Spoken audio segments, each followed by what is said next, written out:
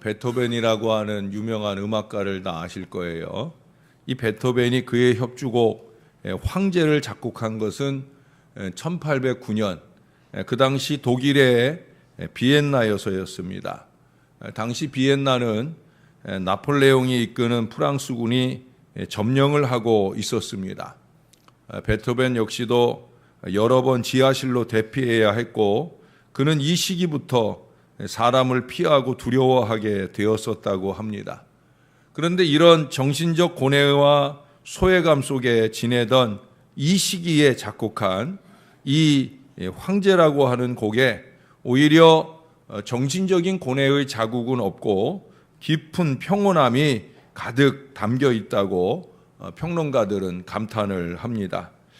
이처럼 외적인 환경에 영향을 받지 않고 깊이 있는 명곡들이 우리가 그를 좋아하는 이유가 됩니다.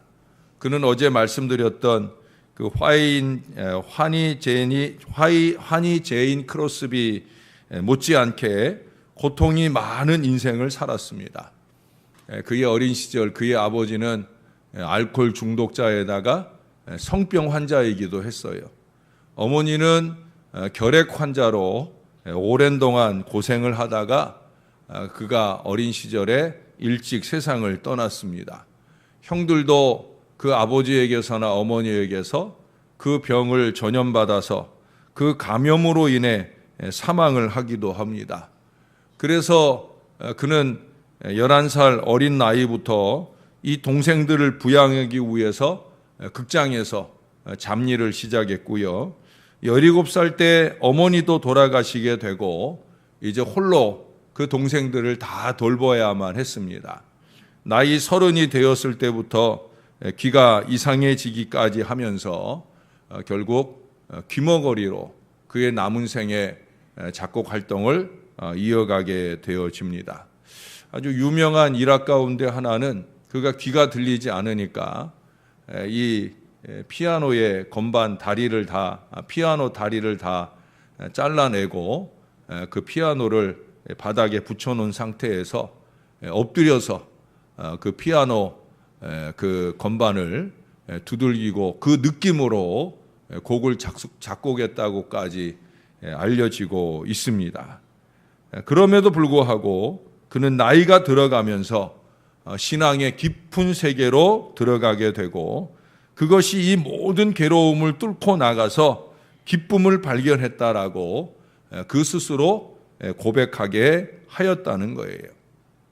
우리가 오늘 불렀던 64장 찬송 기뻐하며 경배하세라고 하는 이 엄청난 즐거움을 통통 튀도록 불러내는 이 찬송가의 찬송가는 그가 작곡한 교향곡 제9번 환희라는 그런 곡으로 사실 이 곡이 연주되고 났을 때 이 박수갈채 정도가 아니라 그야말로 열광적인 반응이 일어났었다 그럽니다. 그런데 그 반응이 일어날 때 정작 본인은 그거를 깨닫고 느끼질 못한 거예요. 옆 사람이 툭툭 쳐서 이걸 보라고 지금 당신이 작곡해서 작곡한 이 곡에 대해서 사람들이 보이는 반응이다 라고 할 때에야 비로소 그가 인지하고 감격했을 정도로 그는 완전히 기가 먹은 상황에서 이 곡을 만들어냈었다라고 하는 거예요.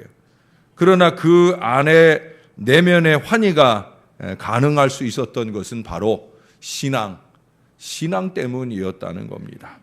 그는 이렇게 말합니다. 인간이 잘못 따라다니기 쉬운 어리석고도 사소한 일은 속히 버려야 한다. 하나님이야말로 모든 것 위에 계시는 분이다. 그가 기가 다 먹은 가운데서도 그렇게 기쁜 환희에 그 감성이 넘치는 그런 곡을 만든 비결은 바로 신앙에 있었다는 거예요. 저나 여러분이 믿는 신앙과 그의 신앙이 다른 걸 말하고 있지 않아요. 같은 신앙이요. 같은 하나님을 믿고 있다는 겁니다. 여러분 오늘 본문에서 어제 29장에서 회상한 것과 판이하게 달라진 현재의 그 주변적 분위기에 대해서 괴로워하는 욥의 모습이 나와요. 그때에는 이랬었는데 특별히 사람들과의 관계 속에서 젊은이들은 내가 나타나면 감히 내 안전에서 얼굴도 들 수 없어서 멀리 도망쳐 있고, 나이 든 사람들조차도 내 앞에 다 벌떡벌떡 일어나고 했었는데 지금은 그렇지 않다는 거예요. 무엇보다도 이 사람들의 변화에 그는 많이 놀라고 실망하고 있어요. 욥이 그래도 좀 산다고 할 때는 그렇게 존경한다고 따랐던 사람들이 욥의 이 가세가 기울어 버리자 180도 다른 태도로 돌변해서 욥을 멸시하고 비웃는 그런 모습을 보였던 모양입니다. 무엇보다도 욥을 비웃는 그 무리들의 사회적 신분이 그럴 처지가 더더욱 아니다라는 사실에 분노하는 모습이 오늘 8절까지 그려지고 있어요. 1절 하반절에 보시면 그들의 아비들은 내가 보기에 내 양떼를 지키는 개 가운데도 둘만하지 못한 사람들이다. 쉽게 얘기해서 개만도 못한 그런 주제에 나를 비웃는다고 라는 얘기예요.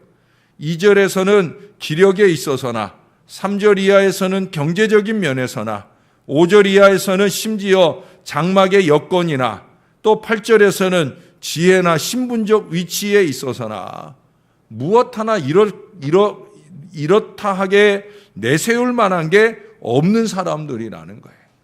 그럼에도 불구하고 9절 이하를 보면 그야말로 이유도 없이 조롱하고 미워하고 멀리하며 침을 뱉기까지 하니 이 욥이 얼마나 괴롭겠느냐 하는 것을 우리가 읽어볼 수가 있습니다. 자기한테 갖가지 모양으로 도움을 입을 때는 아마도 아쉽고 더 많은 도움을 기대하면서 그렇게 따르더니 이제는 내가 아무것도 혜택을 입을 기대가 없는 위치에 있게 돼서 그런지는 몰라도 참 배은망덕하고 적반하장도 유분수인 그런 모습을 보이고 있다는 거예요. 그래서 더 상대적으로 배신감, 소외감, 또 실망감이 더 큰 것이 아닌가 보여집니다. 이것은 그 어느 것보다도 견딜 수 없는 고통이 아닐 수 없습니다. 죄송하지만 목회는 사실 이런 상황을 만날 때가 많이 있어요. 목회적 돌봄의 대상은 대부분 어려운 상황에 처한 사람들입니다. 또 어려운 상황이 꼭 아니더라도 그 크고 작은 어려움들을 극복할 미래를 위해서 돌봐지게 되는 그런 분들이 대부분이겠지요. 또 저 같은 경우는 사실 강한 사람에게는 강하고 약한 사람에게는 한없는 긍휼과 사랑을 넘치도록 베풀고 싶은 그런 마음이 늘 일어나곤 합니다. 전에는 강한 사람에게 강한 태도가 더 분명했었는데 이제는 저도 목사가 되어가다 보니까 그런 부분들까지도 주님께서 잘 동화시켜 주고 있지만, 그러니 어떻든 이 도움을 나눌 대상을 적극적으로 섬기는 일에 노력을 했어요. 어제도 우리가 욥의 경우에 보니까 그가 12절 같은데 또 15절, 16절 같은데 섬기고 나누고 돌보는 일에 그가 적극적이었다라는 표현을 제가 드렸는데, 그런 노력들이 저에게 있고자 노력을 많이 합니다. 여기 와서도 목회자로서 또는 그 신분을 떠나서도 어려운 여건이나 처지의 사람들의 그 곤란 상황을 섬기고 또 위에서 기도하는 일에 나름대로 최선을 다하고 있습니다. 제가 날마다 보며 기도하는 기도 노트에는 여러분들의 손주들의 기도 제목까지도 낱낱이 다 적혀 있어서 그 이름과 기도를 쉬지 않는 저의 마음을 놓치지 않으려 노력을 합니다. 제가 전에 있던 교회에서 이 여름이 되니까 생각이 나는데, 이렇게 방학이 되면 우리 교회 학교 애들 데리고, 그때는 이제 뭐 개척교회고 초창기 이제 아이들이 많지 않을 때, 그래도 지금 아이들보다는 더 많았어요. 그때 심지어 교회 학교 아이들이 아동부만 해도 100명이 넘는 그런 아이들과 함께 아이들을 섬길 때가 있었는데, 그런 때 방학이 되면 일부러 시간을 만드는 거예요. 아이들 데리고 아이들 방학 숙제 하게 하려고 서울에 있는 뭐 경기권이니까 서울에 있는 중앙박물관, 경복궁 이런 데 데리고 와가지고 애들 뭐 밥도 새 먹여 가면서 그러면서 그런데 이렇게 견학을 시켜주고 방학 숙제도 할 수 있도록 도와줍니다. 또 이번에도 이제 8월 5일, 8월 6일부터 예담동산이 있잖아요.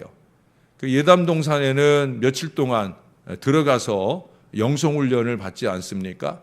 근데 교인들 중에 그 영성훈련을 받으러 들어가는 젊은 교인들이 있잖아요. 그러면 훈련 들어가 있는 그 기간 동안에 애들을 저희 집에서 다 돌봐주었어요. 그러니까 그 영성훈련 들어간 기간 중에는 우리 집에 애들이 막 한 10명 가까이 그 애들을 한 3, 4일 동안 그 애들을 저희 집에서 다 먹이고 재우고 그리고 또 애들마다 또 학원 가는 시간이 다 다르잖아요. 그러면 요 아이 맞춰서 학원 가는 시간에 보내고 요 아이 데려오고 또 저 아이 데려가고 제 아내하고 저하고 그렇게 바쁘게 그 아이들을 섬겼던 그런 기억이 납니다. 그런 얘기를 하자고 하면 이루 말할 수 없이 많을 수 있겠지요. 또한 어떤 대가를 바라고 그런 일을 한 것도 아니었습니다. 그래도 그런 나눔으로 섬긴 것에 대한 대가는 아닐지라도 오늘 욥이 만난 것처럼 그 반대의 태도를 만나는 일은 없어야 되지 않겠습니까? 그런데 안타깝게도 그렇지 않다는 거예요. 저를 비롯한 대부분의 많은 사람들은 10가지, 100가지 고마운 일, 감사한 일, 은혜 입은 일은 잘 잊어버려도 한 가지 섭섭하고 서운한 일은 절대 잊지 않는 어리석은 습성을 가지고 있어요. 그 한 가지 섭섭한 일이 10가지, 100가지 그 좋은 기억들을 다 밟아버리고 강력하게 그 부정적인 행동을 주장할 때가 많이 있다는 거예요. 그럴 때 상대방은 오늘 이 욥처럼 너무나 어이없는 그런 모습을, 그런 마음을 가질 수밖에 없지 않겠습니까? 그게 저나 여러분들의 어리석은 마음이라는 거예요. 한 가지 섭섭한 그 일을 가지고 10가지, 100가지 은혜 입은 일들을 싹 잊어버리는 이 안타까운 태도, 그야말로 믿는 도끼에 발등을 찍히는 그런 기분을 느끼게 되는 거지요. 그것이 욥에게 더 큰 괴로움이었다라고 하는 거예요. 그러나 이런 환경적 모멸감에 무너지는 것은 신앙이 아닌 것입니다. 그래 나중에 후반부에 가서 보면 욥은 이 모멸감을 안겨준 가장 많이 안겨준 이 엘리바스나 소발이나 빌닷을 위해 하나님 앞에 더 무릎 꿇고 중보합니다. 그게 신앙인 거죠. 상대방이 나를 어떻게 대하느냐에 따라 나의 믿음의 태도가 달라지는 것이 아니라 상대방이 또는 상황이 어떻게 바뀌냐에 상관없이 하늘 하나님을 향한 나의 믿음이 한결같고 그 믿음에 근거하여 무릎을 꿇을 수 있는 바로 그것이 바로 신앙인 거예요. 더군다나 하나님의 자녀의 실패는 당연히 불법자들의 기쁨과 조롱의 근거가 되지 않겠습니까? 그러므로 우리는 흔들림 없이 주님께 무릎 꿇으며 주님의 도움을 입는 그 믿음을 보여야 되어진다는 거예요. 무엇보다 우리는 주님 때문에 받는 고난을 즐거워하며 참고 견디는 그 믿음과 신앙이 필요한 거예요. 다른 이유 없어요. 어제 저녁에도 우리가 말씀 나눴지만 우리는 사명자니까, 예수 복음 증거하고 살아야 할 사명자니까, 사명의 내용은 달라도 목사이거나 또는 평신도로서의 그 어떤 사명이라도 사명의 모양은 달라도 주님 안에 그 사명을 감당하기 위해서 사랑할 수 없어도 사랑해야 되고 자랑할 게 없어도 예수 복음만큼은 자랑할 수 있는 이 건강한 믿음으로 살아야 된다는 거예요. 왜 그렇습니까? 결국 하나님은 어김없는 역전의 은혜를 우리에게 베풀어 주실 것이기 때문에 우리가 그 하나님의 역전의 은혜를 입고 누릴 수 있기를 위해서는 오늘 우리의 믿음이 꿋꿋할 이유가 있다는 거죠. 꿋꿋할 뿐만 아니라 한결같이 하나님을 부르고 하나님께 매달리고 하나님께 무릎 꿇고 하나님이 가게 하는 우리의 걸음을 가야 할 것입니다. 사명 때문입니다. 사명의 감을 여전히 우리의 마음속에 유지할 수만 있다고 하면 우리는 그 믿음과 신앙을 지키며 오늘 베토벤과 함께 불렀던 찬송처럼 기뻐하고 경배하며 그렇게 우리의 믿음의 길을 한결같은 모습으로 갈 수 있는 저와 여러분 다 될 수 있기를 우리 구주 예수님의 이름으로 간절히 축원합니다. 기도하겠습니다. 신앙 위인들에 대한 이야기들을 우리가 날마다 아침 상고해 보고 있습니다. 그들이 보였던 신앙의 대단함, 우리는 그것에 경탄할 뿐만 아니라 또한 그들을 본받아 우리의 믿음을 지켜가기를 소원하는 간절한 마음을 이 아침에도 주님 앞에 아뢰어 보나이다. 저희가 참 많이 연약하고 어리석어서 그 신앙의 한결같은 모습으로 주의 뜻, 주의 사명을 이루어 갔던 그 신앙의 선진들을 따라가기에는 턱없이 부족하고 연약합니다. 우리가 연약하기에 주의 도움을 구하러 이 아침에도 나왔나이다. 날마다 새벽 아침을 깨우나이다. 아버지 하나님 말씀에 의지하여 주의 이름을 부르고 주님 은혜 안에 꿋꿋한 신앙과 믿음을 지켜내는 저와 이 모든 자녀들이 되게 하여 주옵소서.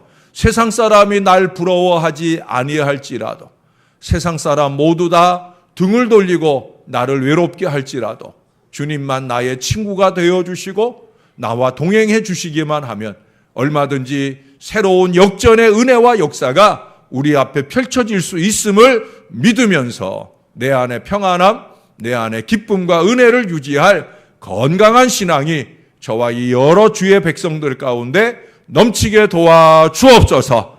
날씨가 많이 더워지면서 더운 날씨로 인한 감정의 요동을 만날 때가 있습니다.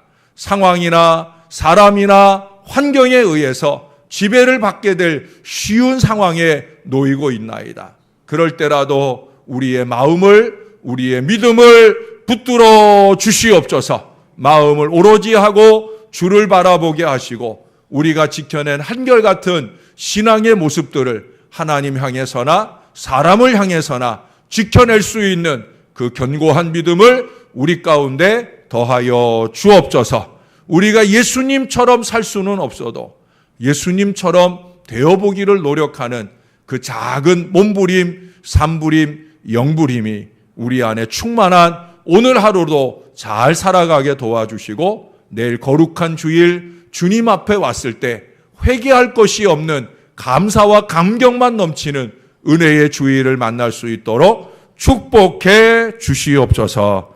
예수님의 이름으로 기도합니다. 아멘.